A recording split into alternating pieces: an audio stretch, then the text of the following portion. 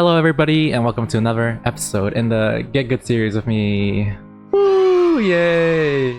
Recently I've been trying to do a little bit of animations. I mostly just like draw illustrations, right? But like, I don't know, something came over me and I was like, this time I want to try animation. So I get the sketch down and then like rendering. That's a big jump, but you can kind of tell, right? Like, and then like I'll like correct the colors or whatever at the end. And then I usually just do like my usual stuff, so like filters and stuff, like RGB, noise, you know, same thing. And then like I'll check my values. My values, you can see white, my black. As always, I'm trying to do composition, rule of thirds here, and then like stuff for here too. I feel like for this one, I really wanted to try giving like Live 2D a shot. I've fiddled around with Live 2D, like as you can see, like I have my VTuber model, right? But I've never really done it for illustrations, and I feel like it was just something I really wanted to try. I don't know if you've seen, but like those blue archive, like illustrations and stuff, animated in Live 2D, I really wanted to have like something like that, even if it was just something small for my drawings. So as always, like this one was kind of weird because like I already had to finish one and I didn't plan on making it Live 2D until like I finished the drawing, so I kind of had to go back in and like redo stuff a bit. So if you see here, like a lot of the stuff I had to do is like over here, I usually merge my backgrounds and my characters in like one folder. So if you see here, it's like this is all in like one folder, right? Kind of see all these layers here. There's a bunch more inside. I'm not too organized with this, but you can kind of see everything is all in like one layer. When you separate it into like for Live 2D rigging or whatever, you want to separate everything as much as you can. So like for me, I felt like that was like here's what I have. Like background, this is not going to really move much, so like not much there. Stars, that's another layer. Clouds, here you go. And then like the paper that's flying, hopefully like you kind of feel like it's kind of similar to like if you've ever cut a VTuber model before. The more parts you cut, the more parts you can move like independently. So there, I did like the twin tail and like head. Whatever you want on top is gonna have to be on top. It's like it follows the same kind of layer order of like Clip Studio. So if like this was underneath, right, then like this neck would be showing, so you want to have it there. And then like with drawing too, like you want the neck to kind of extend a bit so you can like rotate the head in case you like in Live 2D, in case you ever want to do that. And like this too, like because I want the body to be separate from the arm, I had to draw like a bit underneath of what, which kind of looks off. Like usually when I just draw, like I'll just draw like this, right? Like I don't really try to imagine like what's underneath, but just having this layer underneath really makes it a lot easier to rotate stuff. I was just like rotating. My Live 2D is kind of like this, where you just have like anchor points, I guess, and you move stuff around. Like I wanted to animate the tie, so like say I wanted to move it there and like there, or you'd want to cut it from your drawing as well. Finally, you have this.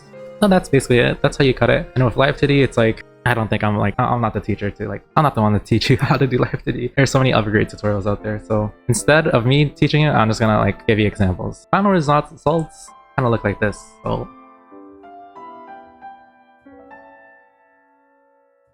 and that's kind of how this one went. I actually had another attempt at animating before, but like for doing that one, I actually just like used Clip Studio and like exported the frames like frame by frame. And I put it in like another program and I didn't really animate it. I more like liquefied all my things. So that was kind of like my first attempt. And then like after that, I kind of went back and did more traditional kind of animations, like the ball bouncing. I've never really animated before, so like I honestly, when I started animating, I didn't know where to start.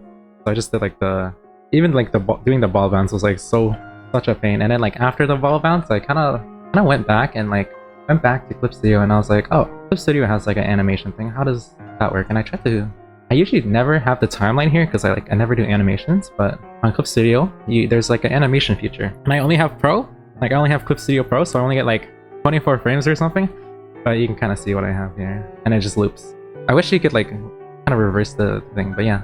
Hair animation, I feel like there's a lot of parts here that I'm like, I can kind of see here, like in this section over here, you can see how much it changes. I feel like for animations and stuff, it's like you really want to be consistent with like your pen, or else it's gonna look really choppy and like clunky. Before this, I even I kind of like laid it out over here. I feel like this really helped. If I didn't have this guide, I feel like I wouldn't have been able to draw like anything for my little animation. You know, learn new stuff, learned basics of a little bit of animation. And that's like all the animation I did for this week. Really small stuff, but like I really wanted to give it a shot. I've always been like curious about how they work. For this one, I felt like I wanted to block off my shapes more. If you saw like the Miku one, it was kind of like that one. This is like without like any reference even. I was just like, what can I even draw if I don't have a reference? And this is like what I came up with. You can see me blocking out more shapes. Even here, like I'm using like the select tool and just like brushing things in like this. I heard round. And that's kind of how I'm getting these kind of like shapes and stuff. Even for stuff like this, it's like you want to block it off, then you can like just select it and then quickly do a quick brush stroke right across. For my reference, I kind of wanted to go for like a lighter color, more realistic, less anime. I feel like this one is like still kind of stylized in an anime way, but like at least compared to this, it's like you can kind of tell it's like more realistic. That's basically it for this one. Next, so I was like on YouTube and I was watching videos, right?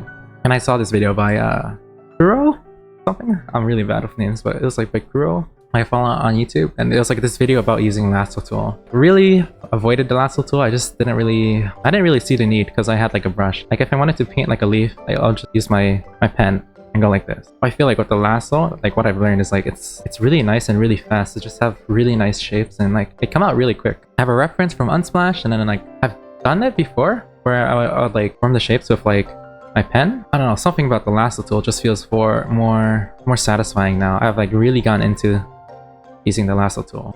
I feel like it makes the shapes more organic and stuff. When you draw it, it's like, oh, there's your shape, and then like I even have like a lasso erase, so you can like cut wherever you want. If you like sharp edges, you can really go crazy with this.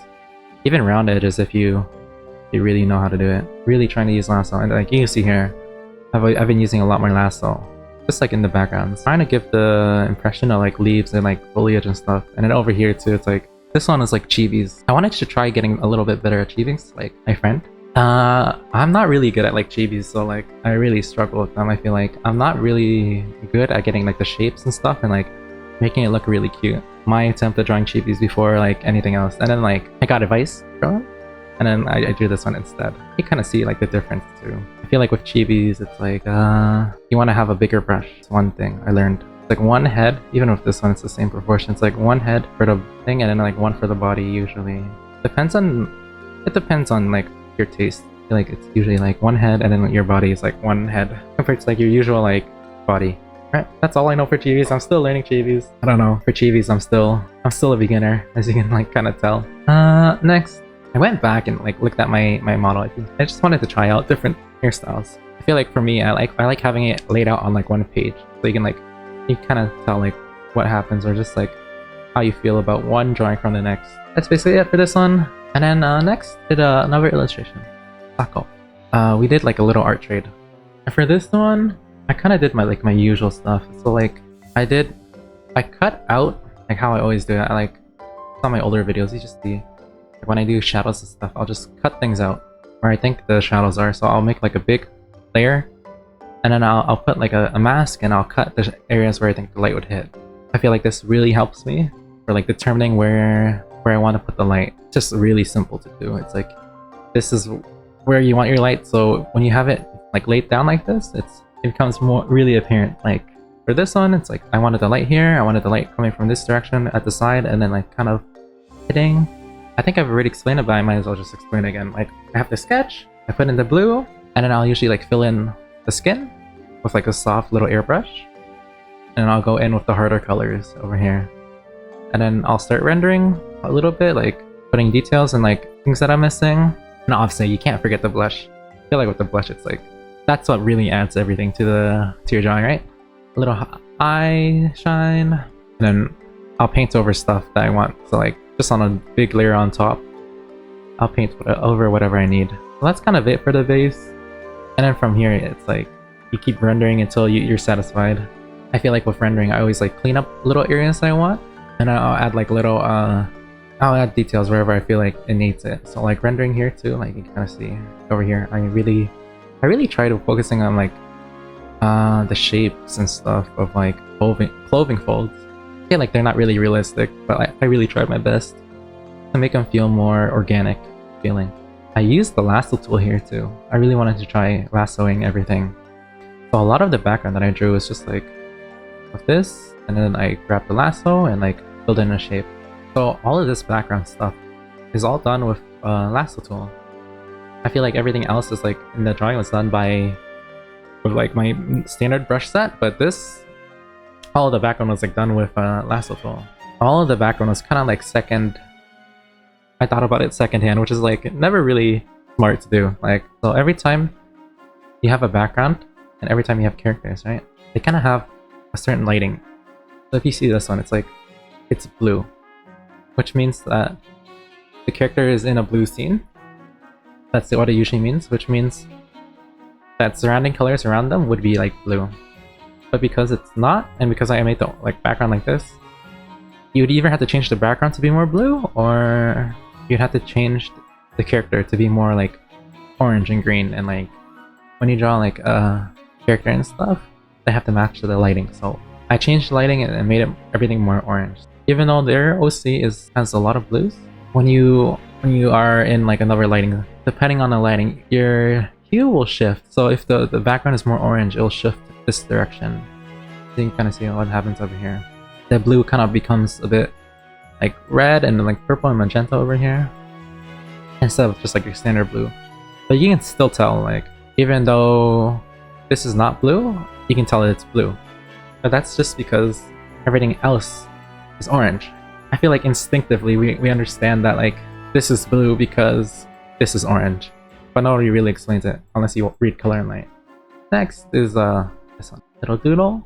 I don't know what you call these. Is it a doodle? Is it like, it's more of a sketch, right? It's a bit more cleaner than a doodle, but it's not like, I would say it's a bit less detailed than like something like this, right? Or like this one.